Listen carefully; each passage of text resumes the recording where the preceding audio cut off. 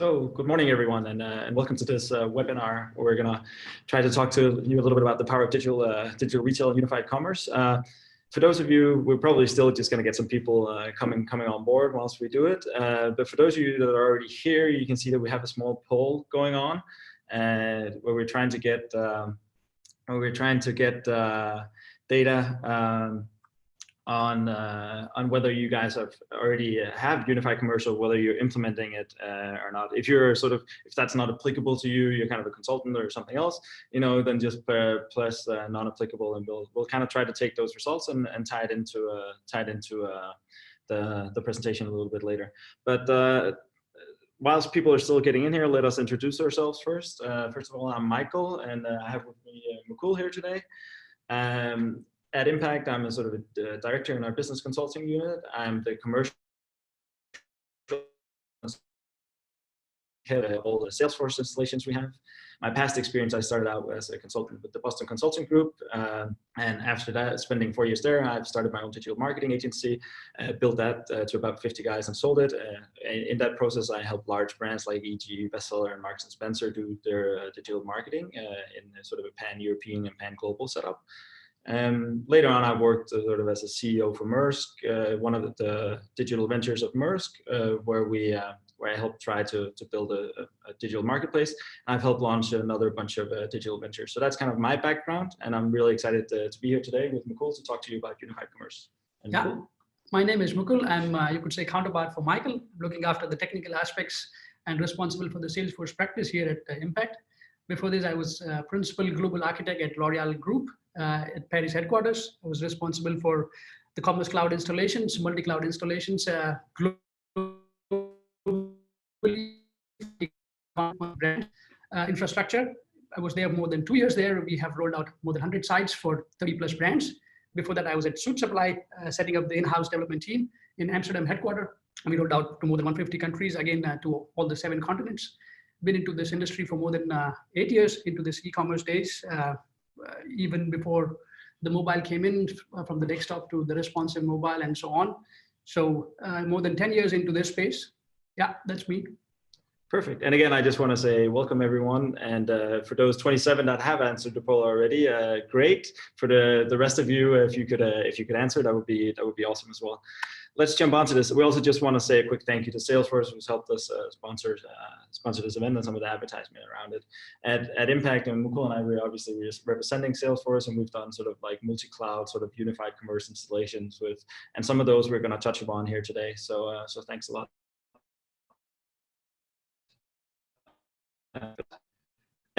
First, like, these are a little bit abnormal times with the coronavirus going on and everything, and we see, like, obviously a lot of businesses doing a lot of great things to also try to support and help in this situation, right?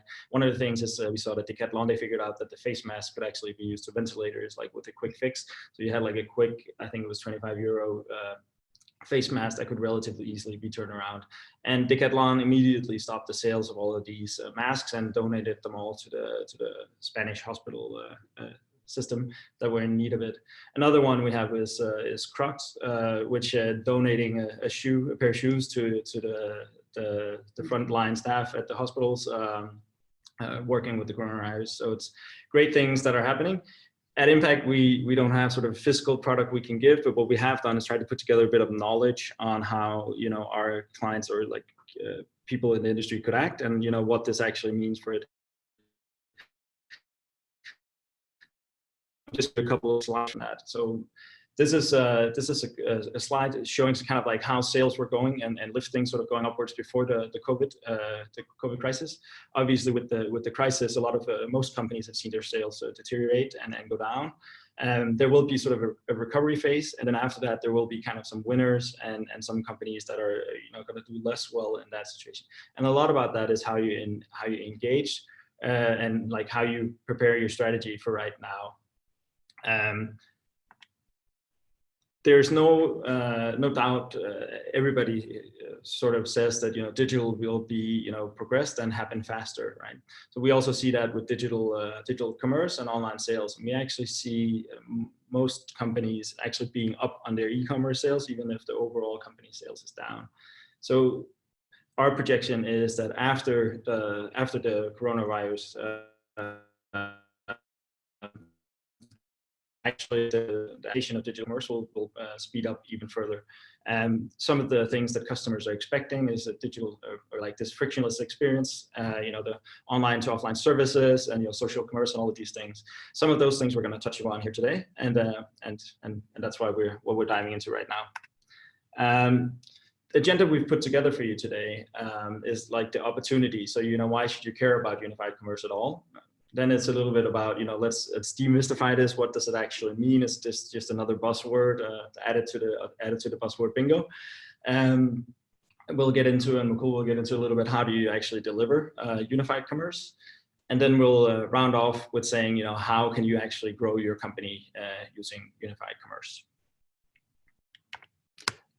We're actually going to wait with the questions and answers till the very end, but you feel free to put in your question in the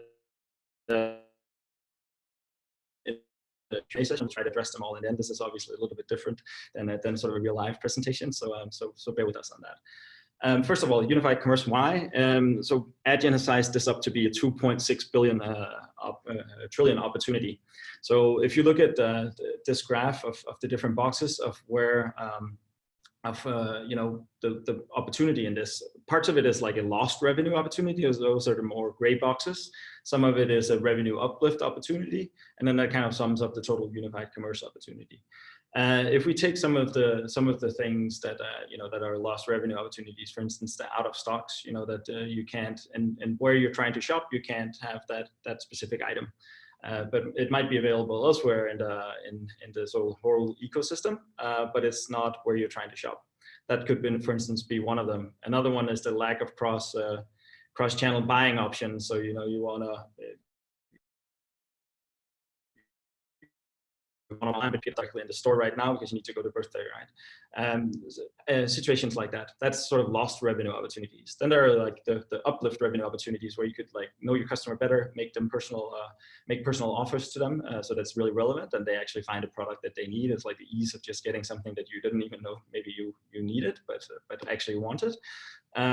Also this cross channel buying of going down, picking buying something, picking it up in the store, and then seeing another item that you want and then picking that up.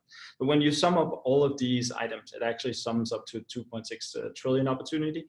And when you look at the global e-commerce market, that's actually almost the same size of that. So that's actually close to a doubling of that in the opportunity space.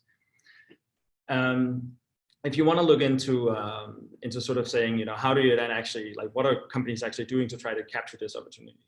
Then 89% they're actually trying to make a better customer experience. While there's no one-to-one link to this, then still you have 81% of retailers saying they will use a unified commerce platform by 2020. I have the numbers where we're at. We're not quite there. This was obviously done a little bit before 2020, but let's jump into those numbers a little bit. If we take the Nordics, where we sort of operate, then you could say that 53% are either in the formal stage of doing unified commerce or in the planning stage of doing unified commerce. In the US, where these numbers of the 89% were, the 81% were likely also represented, that's actually at 68%. So you could say we're not that far behind the curve of what was actually predicted a couple of years ago, but a little bit behind the curve. On the right-hand side, you can look into your own industry and sort of how it's going, where you would have sort of grocery being working hard to get there, luxury retail or like general retail luxury and so forth, down that. And if we just pause a second and say, like, now we can actually end the poll here and say we had sort of 22%, like it wasn't relevant for 60% of people in the poll, so but we had sort of a little bit more than half saying, actually, I think that represents pretty well with the number here that we're seeing for the Nordics, that we have more than a little over half saying that they're in the process of doing or they're actually doing it. So I think these numbers from at least our little poll here, it kind of holds up. Let's just remove that poll here from us. All right. And then saying, okay, this is my favorite coffee place. I actually go there for those of you that know me, I go there every morning, sit down. They open up at 7:30, have my morning coffee, do my first forth. When I get there, they actually don't even ask me what I want. They just say hello, greet me, and then they come and put a coffee, cappuccino on my desk because that's what they know I want. So that's sort of a super simple, but a very good sort of customer experience, right? And this about the whole unified commercial section. How do we take that very personal feeling and bring that online across this myriad of different platforms and so forth? And that's a little bit of what we're going to try to talk to you about today. But first of all, like cutting it down, what is it actually? The single version of the truth, or this, the unified commerce. It's a single version of the truth. We've seen this sort of evolvement in the e-commerce and retail space, and the latest thing we've talked about is omni-channel commerce, and now we're moving to unified commerce. Is that just another buzzword? It's actually sort of a little bit linked, which we'll get back into. What we've seen with the omnichannel, it was trying to achieve some of the unified commerce bits, but kind of thinking about front-end wrappers and like getting different channels attached to it, not totally delivering on unifying the data behind the platforms, right? So because of that, retailers didn't have the opportunity to deliver this seamless experience across the platforms and that they really wanted to in the e-commerce people and retailers. So if we jump into it and say, what is then the unified commerce setup? Well, it is trying to create a unified view of the shopper and stock across all platforms, right?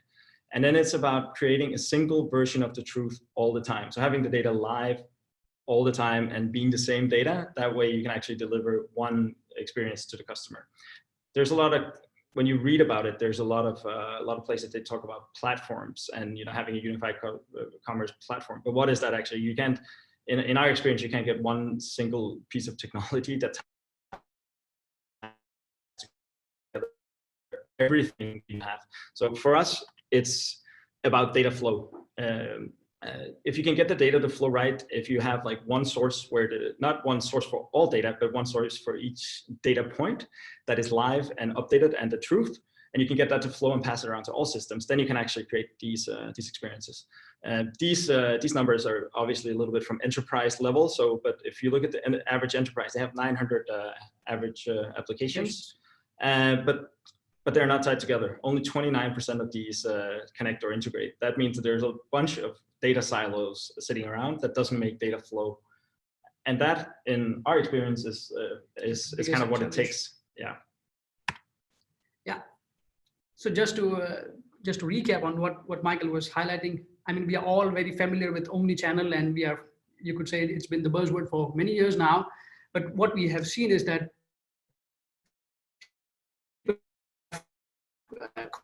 and somehow made it the front-end wrappers around to achieve the omni-channel experience. And unified commerce we believe, is the setup that the companies need. And to achieve the unified commerce, you need two pillars, one being the single view of the stock, and the second being the single view or 360 view of the customer. Once you have this two pillar in place, then you can provide the seamless omni-channel experience and have unified commerce in place. Let's jump into the first one, single view of the stock.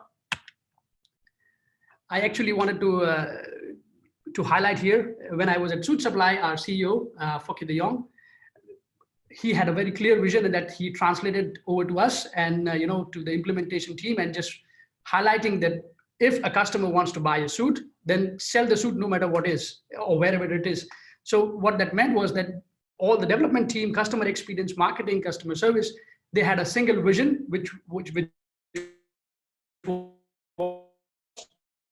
and don't worry about whether it's in e-com or is it in store, or is it in the warehouse, or is it getting delivered, or European warehouse or American warehouse. That should not be the barrier to sell the suits. So that was the vision, and that, I think, that was back in 2014. It's been 5-6 years now. I think that's how you build you could say, the great companies.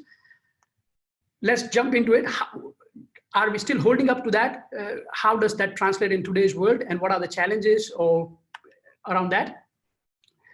What we see, the challenges to overcome this unified view of the stock, and one step ahead in the unified commerce is the silos around the inventory. And what we have seen is different companies and brands, they have, over the period of time, developed the business processes to have dedicated channels, dedicated stock for e-com, dedicated stock for the retail and physical stores. go to the marketplaces and so on. So that has created the silos in the inventory. And what that does is it creates out of stock in the different channels. And when, for example, if you have 10 shirts in one store, but if the customer shows up in another store, then you would say, okay, we don't really have the store, we don't really have the shirt, and you cannot really leverage the store, the shirt that you have in the store next door.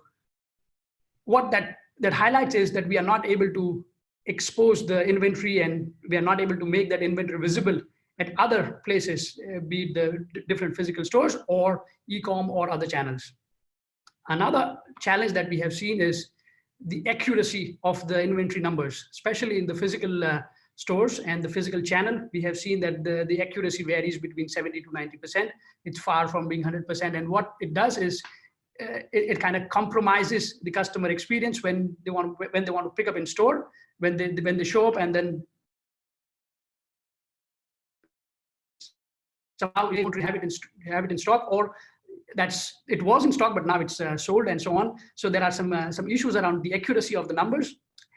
Also, one of the key component here is the post-purchase order modifications. What we see is, the customers buy online, then they say, okay, I want to pick up in store, and suddenly they say, okay, but I cannot really pick up. Can you please deliver it to my home? So you should be able to modify the delivery addresses. Sometimes they say, okay, I actually want to exchange and I want to swap with a different color and stuff like that. Or they just say, okay, I want to return this. Can I return it in the store, or can I just return it to some other place? So all those order modifications, that's also one of the key elements to provide that unified and omni-channel experience to the customer. And people have tried to achieve it in many different ways, and it requires different systems. Let's just jump into it.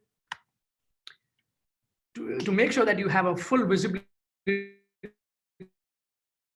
of a single view of the stock, what you need is you need to have one API layer in the middle, which kind of talks with all your B2C channel, and the B2B. B2B is kind of wholesale, so it's less of a problem. It's a dedicated, and it's more of a less change that happens in the inventory. Whereas the B2C is very dynamic inventory, and you need to have one API layer in the middle, which kind of provides you one single view and one single truth of the inventory numbers, and getting those numbers from the order management system, so that all the modifications that happens, being the inventory being updated in the store because of the return, or the delivery that happens from the stores and stuff like that. And you need to have the inventory management system in place. It could be the ERP, but at the same time, we have to make sure that the numbers are accurate.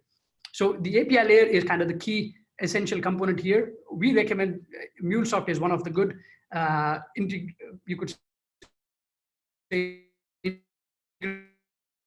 product, which allows us to provide a kind of easy way to implement the APIs, which are stable, maintained, and scalable. Another point here is the accuracy of the stock. And this starts, you could say, from, you get the goods from the supply chain, registering those goods in your warehouse or in your physical stores, or transferring the stock from the warehouse to the stores. Or you could say when the customer shows up and they return the goods in the stores or in the warehouse, you want to update those numbers immediately and make sure that you're able to expose those returned goods again back into the pool, so that they can be sold again. So that's you should have that seamless scanning options where you can just easily register the products. Ability to find out where exactly are your products. You should always know where your products are, for the delivery, or if they are being returned, or where are they coming from. So you should know where are they coming from. And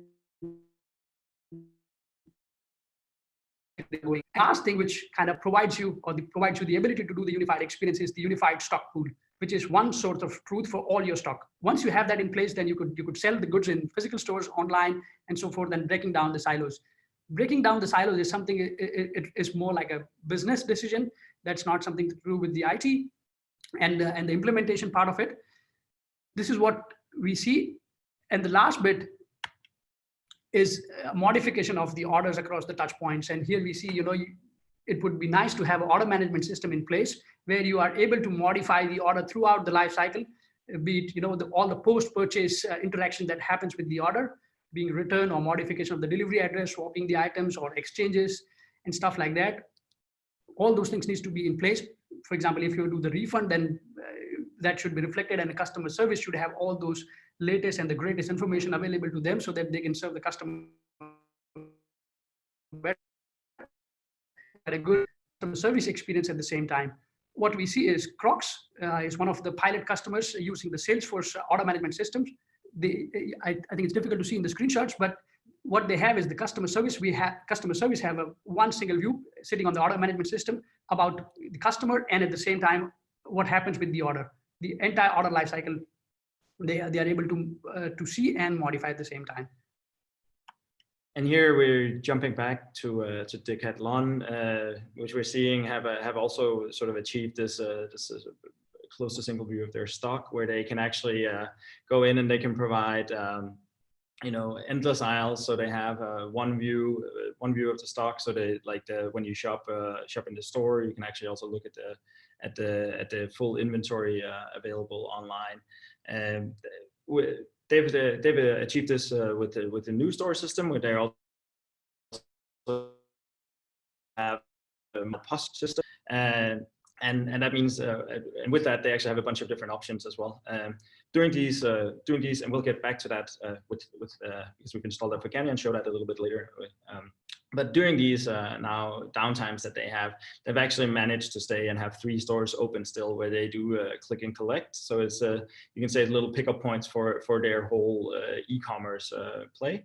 And being there and having that you're actually not that far away from actually making it ship from store, because it's only a printer and a shipping label. And then you could actually, in a situation where people can't access your store, you could actually activate the whole inventory in the store and actually get that out to people still by having your store associates use the inventory and ship it to customers. So that actually gives you a bunch of extra opportunities that you can have. One last thing that they also have is like these mobile checkout stations, where you can actually check out inventory yourself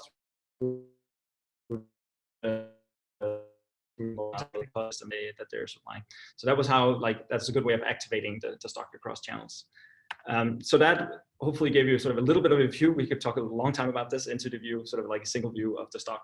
If we change and then turn to a single view of the shopper, then creating that view across sort of all the different touch points takes quite a bit. We've broken it down and taking kind of like 2 steps. And first step is that you get a good view of your e-commerce setup, and make sure that you have the data shared in the e-commerce space first, right? So with Hummel, we're just re-platforming them right now. We're thrilled to work with them and launching soon. And this is exactly what we've done, where we've come in and we've created 3 different, we're putting in 3 new pieces of technology, creating this unified experience across the e-commerce platform. And cool, I'll hand it back to you. Yeah, exactly. I mean, what we are doing with Hummel right now is we're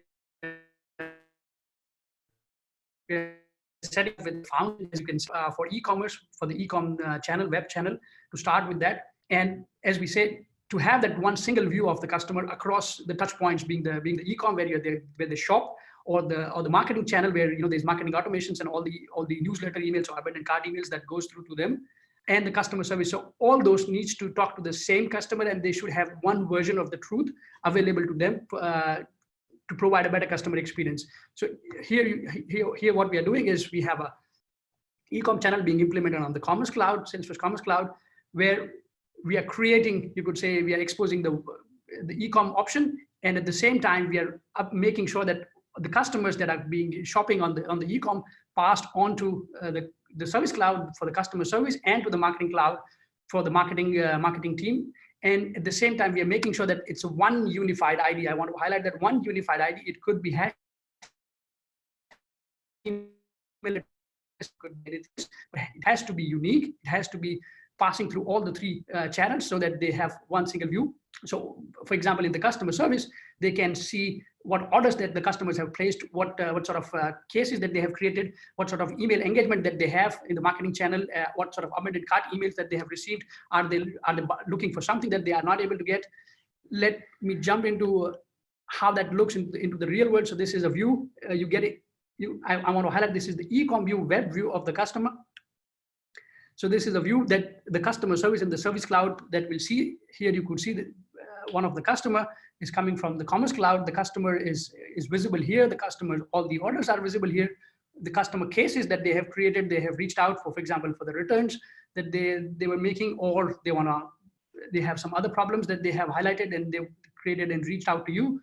All the history about when the customer coming in, the customer that you should focus more.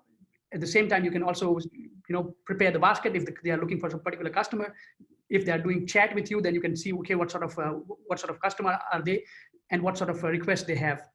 So here you have one view of the shopper in one single place. Here, at the same time, you can also provide, you could say, light order management capabilities as well, where you could cancel the orders and you have you could provide the track and trace details, for example, if they reach out to you and stuff like that. So here you have one single e-com view of the shopper, but this is just the foundation. You have to take it along with the other channels as well. But this is what we are doing with Human as the first step. And if we then shift gears and say, like, now we've installed the first base and this really solid e-commerce unified setup, then how do we then move that and take it along? So if we take the instance with Ganni, you have here on the upper the web app. If we move a little bit to the right, then we've also set up their Instagram shopping and connected that with the same payment methods, easily orders flowing still into the same system and so forth. And lastly, we've also tied the retail stores together with the getting sort of a better 360 view of the customers. So if we go and move into that and say, here we have actually from earlier this year, when traveling was still allowed. I visited the Ganni store in New York and saw this how they are implementing and using their mobile POS system, which we again said it's the same as the one as the Decathlon using with from new store. And so here we have the store manager on the right, proudly showing it off. They're really thrilled about working with this system. And on the bottom left corner, we actually have an actual customer who's actually doing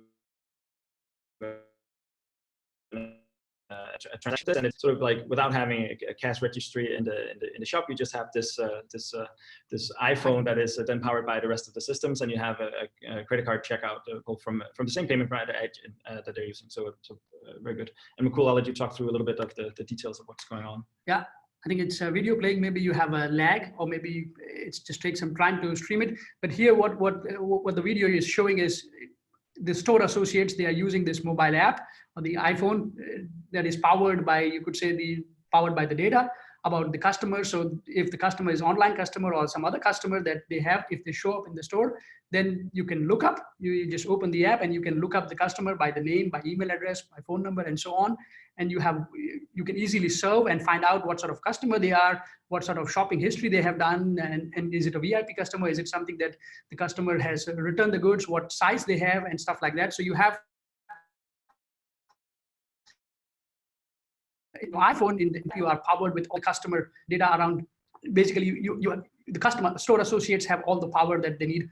At the same time, if they want to buy some products, then you just take the product and you could easily open the app and you can scan the barcode and you can add the product into your shopping experience. You say, okay, I'm not sure how quickly you're getting it, but you can easily add them to the basket, and that's it. If they want to see the different size and stuff like that, then you can easily look up if you have them in the stock in the same store or the different stores or in the endless aisle in the online version.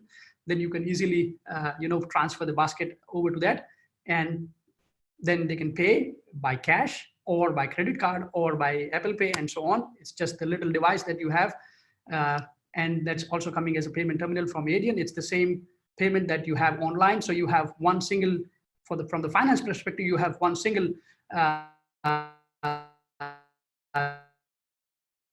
is managing your channels, be it retail or the digital at the same time. So you have a very simple but even seamless and powerful system in store with all the data around inventory, around customer, and the experience at the same time.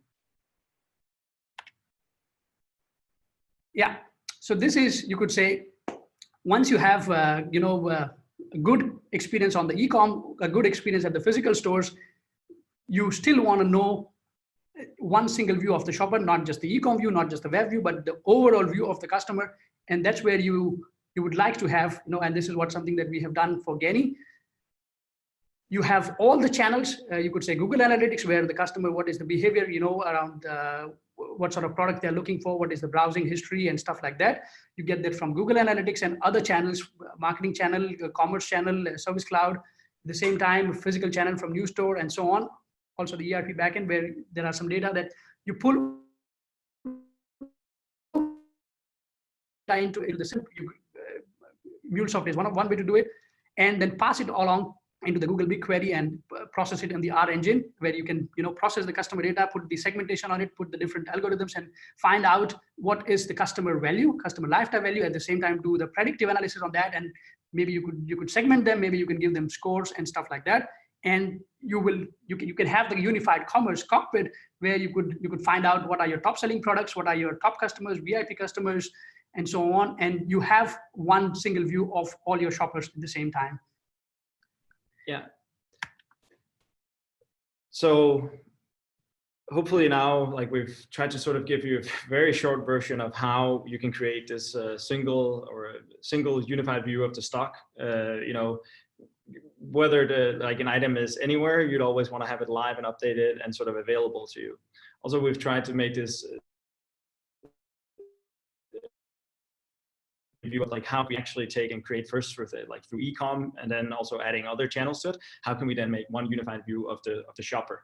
And then when you tie this all together, and this is again coming back to our data flow diagram, this is about getting data to flow and getting all of this data to be live and having one source of the truth all the time.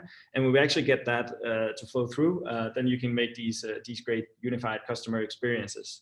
We've now showed you sort of like some specific cases where like some specific tools that you can use it. Obviously, there are other tools, but we work with these. We know we can get them to work. So that's why we're highlighting these. But with this, you can create the experiences you want and make sure I get my coffee put on the table when I walk into your e-commerce store and become a happy customer. So obviously this is all good and great, and we can create some great value to the customers by providing the items that have available, say don't experience out of stock, etc. And we can also get to know the customer better. But what does that all mean to your business? Just coming back to this, and we don't have to dive into this, we've already seen this, but just looking at this is a huge opportunity, right? But what are what does that actually mean for your business? So if we take sort of a view of like, what does it mean to create one view of the stock? What value can you get from creating one view of the shopper? And then sort of like, what value can you get from making your stores digital? Well, then if we look at some of these data points which we've gotten from our friends from New Store, then we can say that with Endless Aisle, you actually provide a sort of a 7% increase in the in-store average order value by providing, like, taking an item that wasn't available, like adding it to the order, and then selling that full basket to the consumer, and maybe shipping it and getting delivery on. Also, something we see is inventory optimization, where we see when you have actually sort of like 10 items available in one store, and you might want to discount those, but you're lacking them in another store, then you can actually ship them across stores, because like now you can make the full inventory available across all your channels. There's also great benefits of the buy online and pick up in store, with a lot of customers actually grabbing an extra item whilst when they pick up their order. And then if we look at the one view of the shopper, then you have actually, when you provide this unified brand experience to shoppers, they're 21% more profitable. So they get more brand loyal and get a better experience to this. You can make personal recommendations because when you all of a sudden you get the data that's tied from all the retail that typically has been a little bit hard to tie together with the e-commerce. When you tie all of this together, you actually know that the sweater I bought in your store is actually, you don't have to sort of market that to me online, because I already have it now. So making that and making sure that the personal recommendations are good is something that increases value as well in the sales. And then with the digital retail stores, I mean, there's the 3% increase in in-store sales by offering sort of a mobile POS, so you don't have to stand and wait in line. One of the items we saw on the previous slide as well was this long lines was a breakdown of or like a revenue loss, because people, they simply just walk out and don't complete the purchase. But if you have these imposts and people can just walk around and service you where you're at, or you can even check out yourself, then that's something that can create extra value. Also clienteling, as Mukul was talking about, knowing actually what happened when the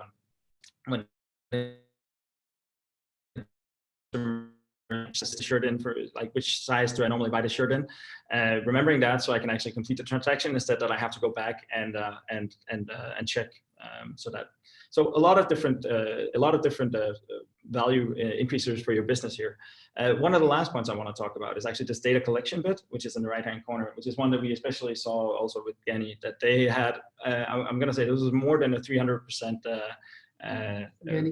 uplift at Ganni, where they actually have the customers coming into the stores actually giving the email and giving them permission to remarket them or market them online, but also just connecting the whole data pool on the customer, so you actually know the full purchase history of this. So it went from a very low number to a very high number for Ganni, and that's something that's sort of super useful in creating the unified commerce experience.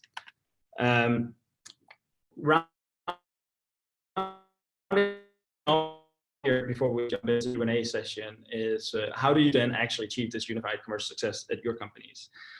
First of all, it starts out with having the vision of wanting to do it. What customer experience do you want to generate? Like how do you then see yourself getting there, and like creating a roadmap for doing this? So that's kind of how it starts out. You definitely need to have C-level buy-in. I would say even CEO level buy-in and sponsorship of this, because this isn't just about putting in a couple of systems and getting things right. This like ties into the whole organization.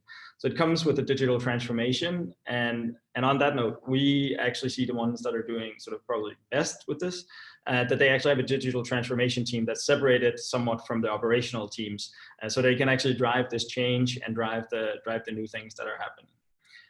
You definitely need some stakeholder alignment and buy-in, but also involvement in the process. This isn't, I mean, we've touched upon logistics, retail,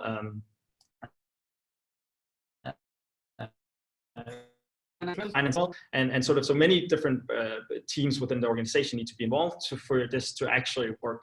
And if you have sort of showstoppers or roadblockers in the different departments, then you simply can't get the data to flow right.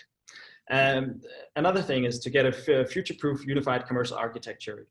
It is key that you find sort of some components to put into your architecture that will make data flow between the different ones. It's also key that you look into saying kind of like, where's the roadmap? Where are these the vendors that I'm choosing to work with? What's their roadmap? Where are they going? Are they actually supporting the journey I want to go on? Do we have kind of the same vision for how the future looks?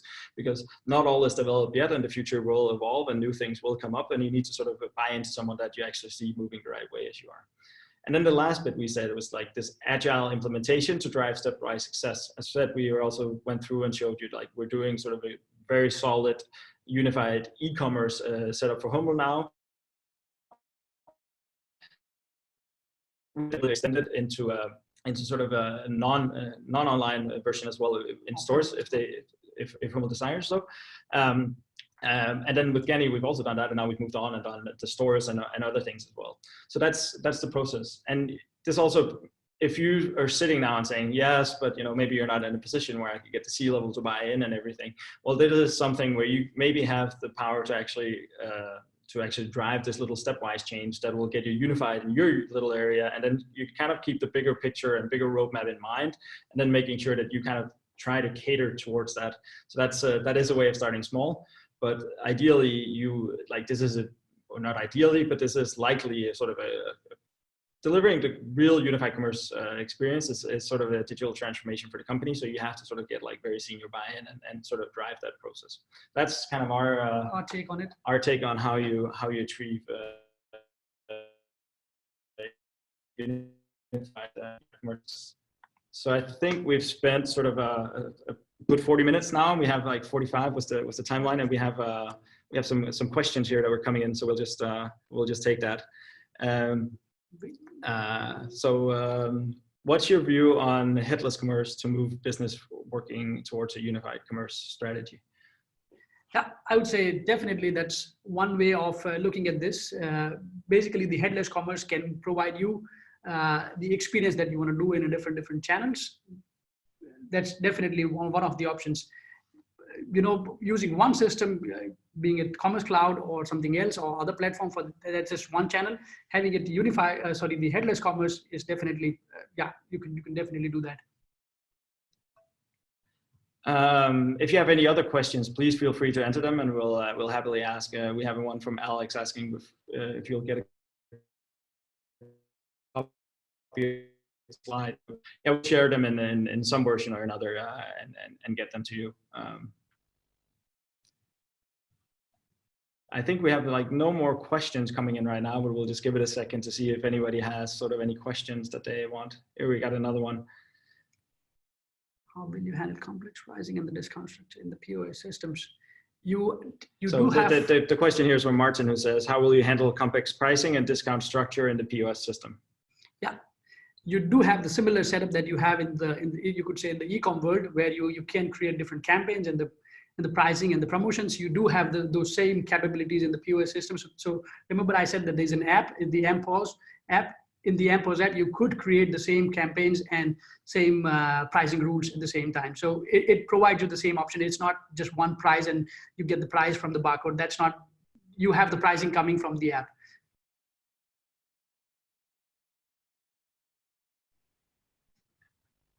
We hope that answered your question, Martin. If not, we also have our phone numbers and email addresses here, and you're obviously very welcome to reach out to us. We have no further questions coming in. We'll just, I think we'll, just round off, and should we get a question, then we'll, whilst we're rounding off, then we'll obviously answer it.